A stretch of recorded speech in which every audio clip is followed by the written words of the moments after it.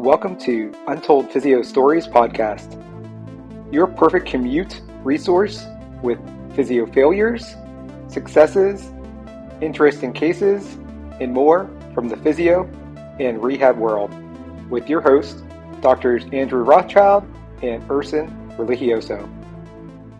Topical analgesics help patients alleviate pain and reduce discomfort.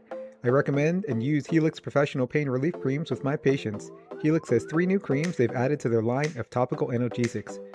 Joining their pain relieving cream is Triactive Therapy Cream, CBD Therapy, and CBD Clinical Creams. My patients have been raving about these creams, and that's why I'm offering you an opportunity to try these in your practice.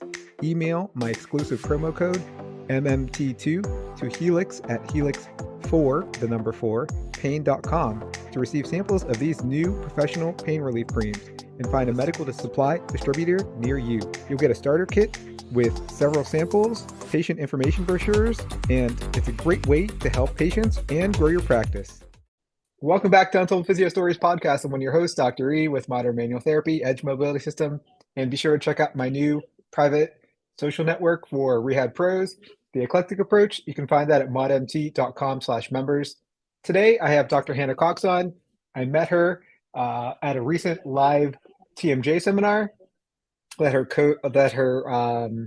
company, TherapySouth, was so gracious to host me in.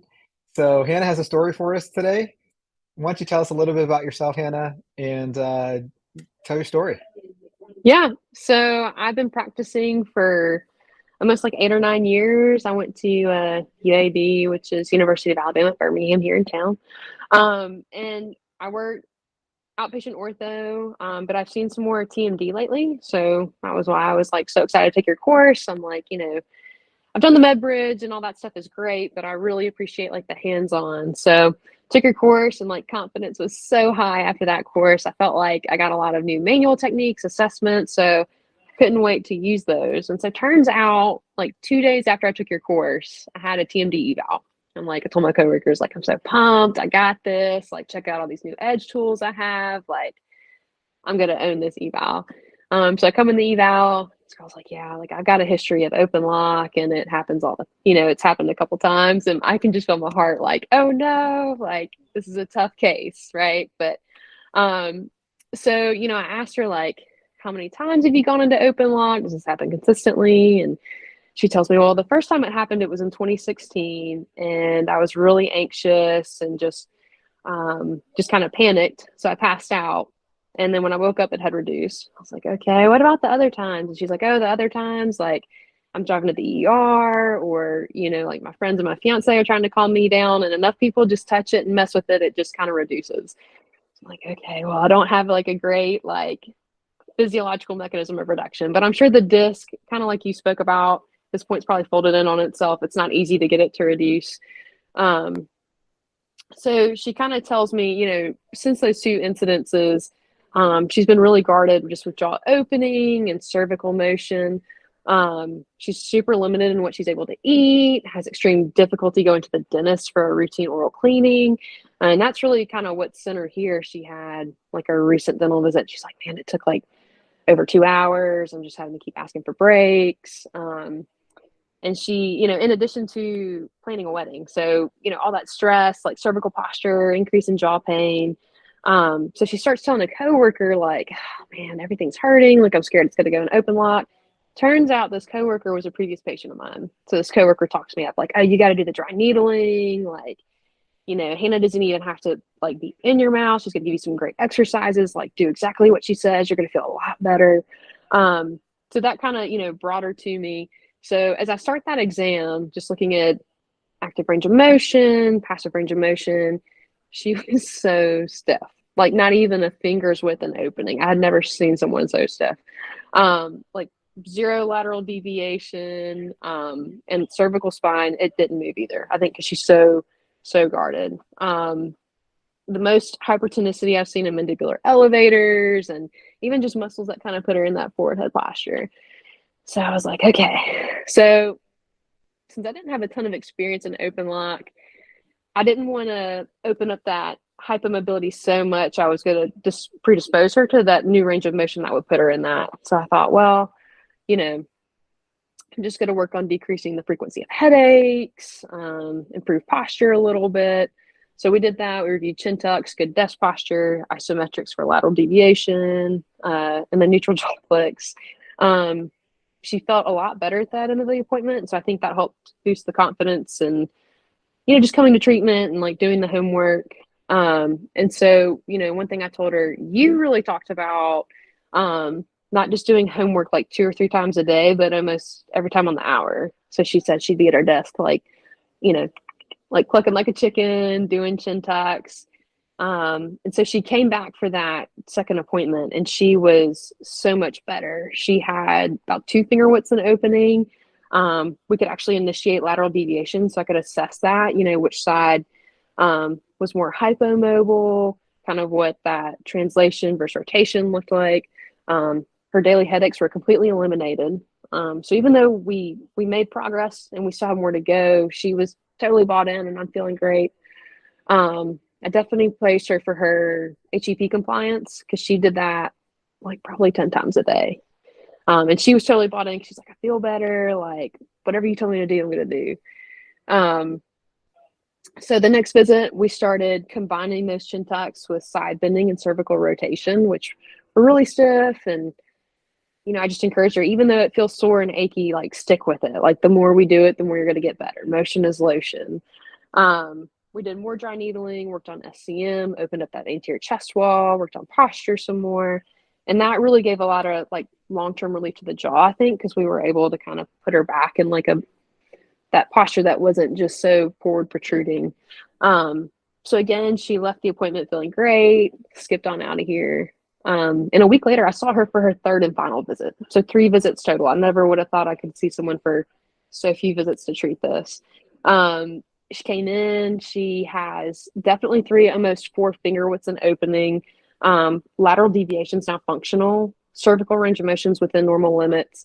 Headaches are completely eliminated. Jaw pain is almost eliminated, except for every now and then. She was excited to tell me that she could eat a Chick-fil-A chicken biscuit. I don't know if y'all have Chick-fil-A up in Buffalo. Oh no, we have Chick-fil-A. Actually, we just got our second Chick-fil-A. The first one was like only one for several years, and one time my wife and I went to go there like an hour and a half before our kids' school was done, and we were like late to pick them up because we couldn't even get the food for like an hour and 20 minutes, and that was in Totally drive-through. worth it. It was worth it. It was worth it. But like we didn't even order for our kids because like we thought we were just gonna go before. They were like, we pick them up, we're eating Chick-fil-A. We didn't even have it for them.